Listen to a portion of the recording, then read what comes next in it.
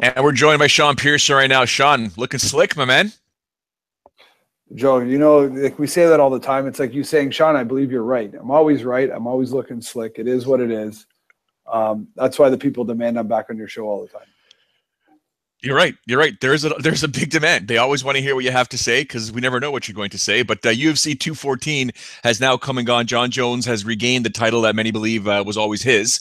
But Daniel Cormier, did what he had to do. The fight was fantastic up until that shin kick landed. What do you make of that scrap? I was really impressed with Cormier. Like this sounds weird, but my heart was with Cormier. My paycheck was with Jones. So I think we all had the same assessment of what was going to go on in that fight. But Cormier, I thought, was taking it to Jones a little bit. And I liked his strategy of keeping in his face and keeping him backing up all the time. The problem that I see with Cormier in this battle is cardio. And this might come down to the fact that, how old's Cormier now? Is he 39, 38? He's up there. He's in mid to late 30s. Okay, now, this is not a slight against him.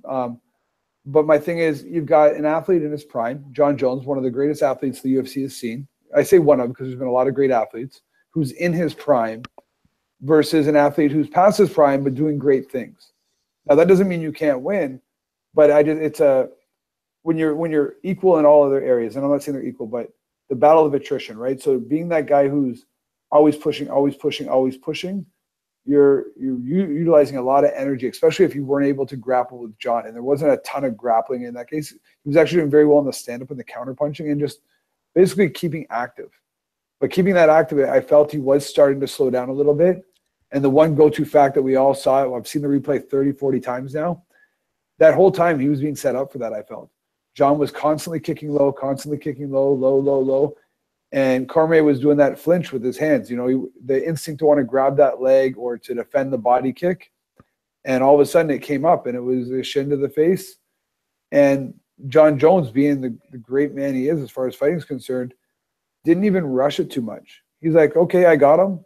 And then slow, methodical. I thought that little foot sweep leg kick was great to throw him off balance. And then it was that was the middle of the finish, not even the start of the finish. But it went from there. I thought it was a great fight. Cormier should hold his head high because I thought he put up a diligent effort trying to win a fight, not just trying to last and lose a fight. He was legitimately going out there to win that fight. Where does Daniel go from here? Does DC stay at light heavyweight? Should he move up to heavyweight because that division is where he competed originally? And what do you make of Jon Jones and this Brock Lesnar story? Well, let's go two things. First of all, I think Jon Jones did the smartest thing of his career so far. In his post-fight speech, basically saying that Daniel Cormier is a great man, a great champion. That Conor McGregor does the same things. After, he'll talk trash, and then say, no, this is a great guy.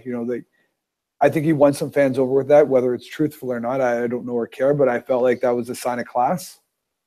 And I thought, scripted or not, I thought he did very well with that. That was a smart move. He gained some points with me.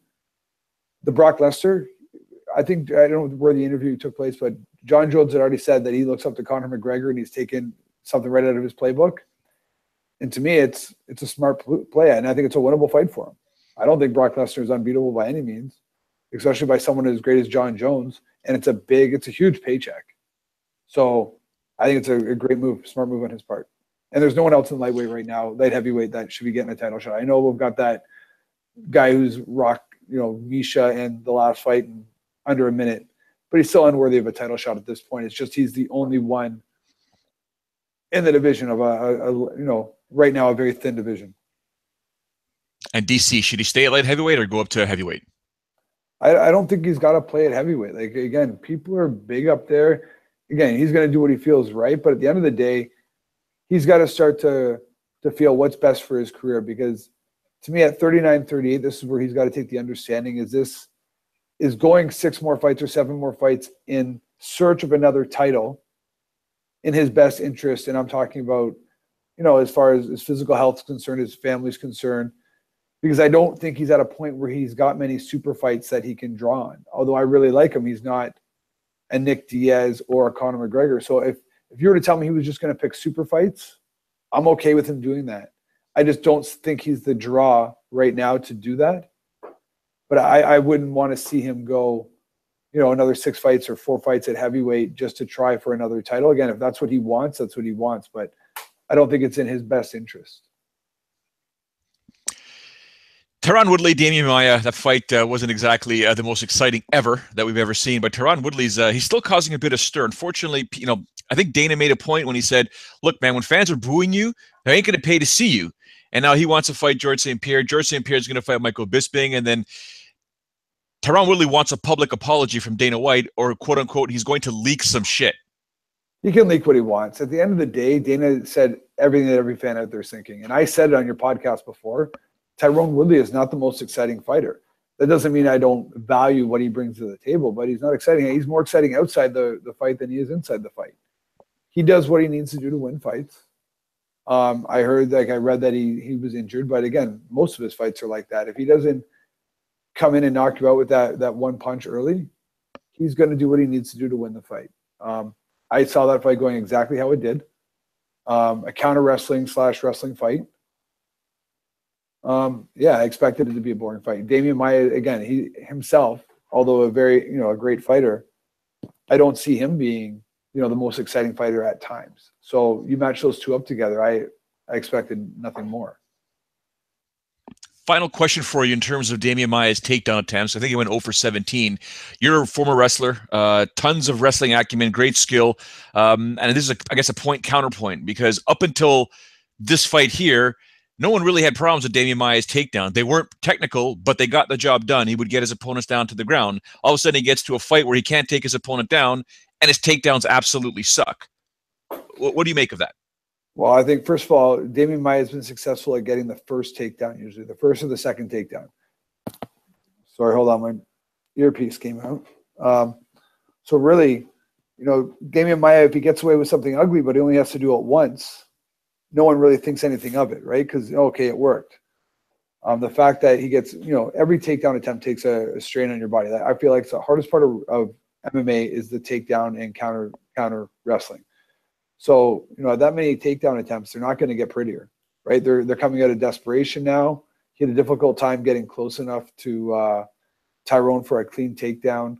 Timing was off. Tyrone's a great wrestler. I mean, I would have been surprised. I thought he might have been able to get Tyrone down a couple of times, especially early, when Damian still got the strength. And because it's an awkward wrestling. That's what's made him successful in the past.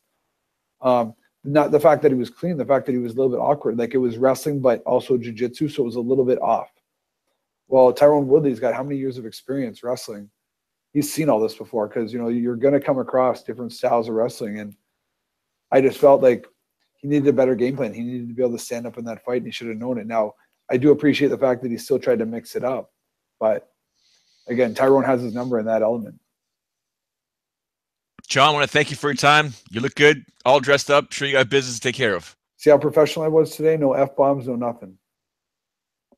Disappointed. I'm very disappointed. No, we're not. Every so often we got to be who we are. But listen, you look great. Hope everything goes good for work. And we sincerely appreciate your time, because we know you're a very busy guy. But as always, we thank you. No worries. Talk soon.